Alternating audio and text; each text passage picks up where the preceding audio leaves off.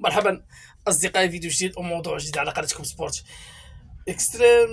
انتهت مباراة، صراحة مباراة كانت رائعة جدا بين فريق اتحاد العاصمة الجزائري وكذلك فريق الزمالك المصري. المباراة انتهت بتتويج اتحاد العاصمة. مبروك اتحاد العاصمة وهارد لاك للزمالك، صراحة بجوج فرق كيستاهلوا انهم يفوزوا بكأس الكونفدرالي، ولكن توفيق ومبروك لاتحاد العاصمة، حتى هما كيستاهلوا انهم يفوزوا يعني بهذا الكاس. صراحه المباراه كانت تشكوكيه وكانت نديه. شفت في مباراه الذهاب فوز اتحاد العاصمه ب 1-0، مباراه الاياب عرفت تفوز الزمالك ب 1-0 ضربات الجزاء. آلت نتيجتها لفريق اتحاد العاصمه الجزائري. هارد لاك لفريق الزمالك المصري. ما نطولش عليكم خوتي العزاز، ما خرجت عليكم مراحل، خليكم تسمعوا شنو قال الاعلام والفرحه ديال الاعلام الجزائري بعد تتويج فريق اتحاد العاصمه الجزائري. تسقى فرصه ممتعه على بركه الله. حتى وإن فزنا بهدف دون رد، حتى وإن انتهت المباراة لصالحنا، لكن الفريق الجزائري هو اللي استحق هذه البطولة عن جدارة واستحقاق. والله العلي العظيم فرحة كبيرة تشوف لي جوار تاع الياسما رافدين لاكوب لي سيبورتو. برافو برافو اللي تنقلوا إلى غاية القاهرة باش يساندوا هذا الفريق، وبرافو أيضا لجمهور الزمالك رياضي ورائع. خسروا بطبيعة الحال، تأثروا، بكوا، ثم غادروا المدرجات مباشرة. فريمون فرحة كبيرة لكامل عشاق اتحاد الجزائر ولكل الجزائريين. اليوم الجزائر هي ربحت، ماشي غير الياسما اللي ربحت. كاينه حاجه ثاني، سمعت الشوالي يهضر دوك في نهايه المباراه، قال لك الزمالك هو اللي كان خير من الياسما في الماتش الي تاع سان جويي. قال لك ومن بعد علاش خسروا باسكو الروزنامه تاعهم كانت مزيره، تلاقاو مع الاهلي في الايام الاخيره. علاه الياسما مع من تلاقاو؟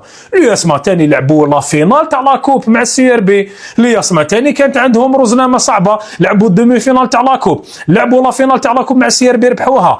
لكن الياسما عرفوا ينظموا المباريات تاعهم وعرفوا ينظموا روحهم، وبدنيا عندهم محضر بدني كفء خلى الفريق يمشي بطريقه جيده. تلقى الاعذار للفريق تقول انه الزمالك هو اللي كان الافضل في الجزائر، الياسما اليوم كانت الافضل في القاهره. سبحان الله، تصريح غريب جدا من هذا المعلق. يتحمل مسؤوليته ما يفسد لنا لا الفرحه ولا هم يحزنون، لانه اتحاد الجزائر اليوم رغم الدخول الكارثي بسبب خطا فادح من تشيمالون تلقى هدف عن طريق ركله الجزاء. هنا 1-0 في اللحظات الاولى تغير كلش، خاسر بهدف دون رد في اللحظات الاولى. علاه؟ لانه انت هذاك البيت لو كنت راح تحافظ عليه وتغلق وتروح في المرتدات، وبعد مع مرور الوقت الفريق المنافس يبدا يحل لي زيسباس باش يطلع ويخلي لك، ما كانتش، لانه عدلوا النتيجه في البدايه تاع المباراه وكانه بداوا المباراه متعادلين. هنا كل طرف ما حبش يرمي روحه، لكن الهدف هذا اللي سجله الزمالك كان نقمة على الفريق تاعهم، لم يكن نعمة، لأنه كي ماركاو حسوا روحهم خلاص عدلوا النتيجة وقعدوا غالقين، قعدوا يلعبوا، ما عرفوا إلا يطلعوا، ما عرفوا إلا يغلقوا. الياسما قعدوا يلعبوا آلاز، هما اللي هددوا مرمى المنافس في عديد المناسبات. عدد التسديدات أيضا كانت بفارق مريح أفضل لصالح اتحاد الجزائر رغم أنها لم تدخل إلى الشباك. هنا الزمالك البيت اللي ماركاوه أخلط أوراقهم، خلاهم صح يلعبوا بأريحية، لكن هذيك الأريحية هي اللي ضرت الزمالك في 90 دقيقة. الياسما الحاجة المليحة تماركا لهم بيت ولا ما تماركا لهمش، قعدوا يلعبوا بنفس الطريقة، قعدوا يهاجموا، يهددوا مرمى المنافس، وكانوا الأفضل طيلة 90 دقيقة عن جدارة واستحقاق. هم اللي كانوا ملاح الياسما في هذه المباراة. يعني حب يقول هذا الانتصار زاده، يعني المستوى اليوم تاع اللاعبين زاده حلاوة، هذا التتويج زاده مستوى اللاعبين فوق أرضية الميدان بملعب القاهرة، زاده حلاوة أمام أكثر كما قلت من 60,000 متفرج. سي با فاسيل انت تلعب ستاد معمر هكذاك يماركيو لك في الدقيقة الخامسة وتريح تجيري. تفكرت الماتش تاع ليكيب ناسيونال مع مصر 2010 كي ماركاو مع الأول، وبعد قدرنا نشدوا، ما نحسبوش البيت هذاك اللي ماركا عماد متعب لأنه كان في وضعية عودة من تسلل، ما نهضروش عليه لأنه كان في الوقت البديل عن الضاع وزاد لهم بزاف وقت، ما نهضروش عليه. لكن نفس الطريقة قعدنا مركزين وقعدوا لي جوار مركزين. نروح لكم لضربات الترجيح، على بالكم أنه ضربات حظ، بنبوط من جهه وعواد من جهه. عواد رومبلاصا الجارديان تاع الزمالك اللي خرج من بليسي بعد الاصطدام اللي كان بينه وبين كاماغاتي في احدى اللقطات في شوط المباراه الاول. ومن بعد هنا واش صرا؟ تبعوني مليح، كامل لي جوار تيراو مليح، كامل لي جوار تيراو مليح. كي نحكموا الركلات تاع لي جوار تاع اتحاد الجزائر ونحكموا الركلات تاع لي جوار تاع الزمالك تيراوهم كامل مليح، لكن الركلات تاع لي جوار تاع الفريق الجزائري هما اللي كانوا افضل. شوف لي جوار تاع الياسما واضح جدا انه لونطرينور حكم كاع لي جوار وداروا بطبيعه الحال، حضروا جيدا لركلات الترجيح، داروا هذا السيناريو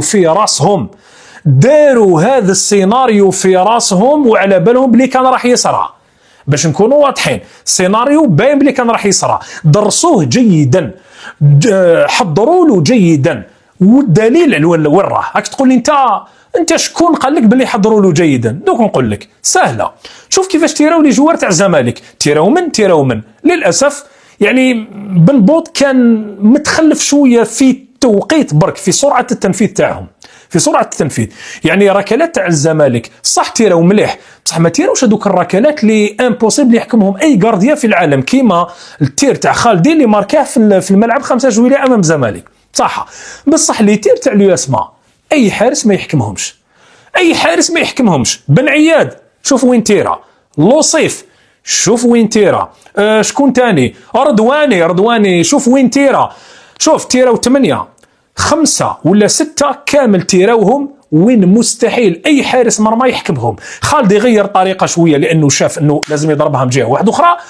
كامل الركلات الاخرى كانت متقنه التنفيذ في زوايا صعبه جدا، اي حارس في العالم ما يحكمه لهمش. انا حيروني صراحه ما كنتش نستنى تنفيذ ركله الترجيح من اللاعبين تاع اتحاد الجزائر بهذيك الطريقه. ونزيد لكم حاجه، حتى لي جوار اللي ما راهمش يلعبوا في الياسما بزاف، كما تقول لي بن عياد، رياض بن عياد، على بالكم بلي ما راهوش يدخل، شحال من ماتش ما لعبش من غير الماتش هذا اللي لعبوا ماركا فيه، كان مليح. شوف الذكاء تاع المدرب، شوف الذكاء، ماتش امام ترجي مستغانه في 5 جويلية دخل رياض بن عياد، سجل بن عياد. واليوم بن عياد كان لازم يتيري بينالتي، وين بينالتي حاسمه جدا في كاس افريقيا، ضربها تيراها وين ما يقدر حتى حارس يحكمها.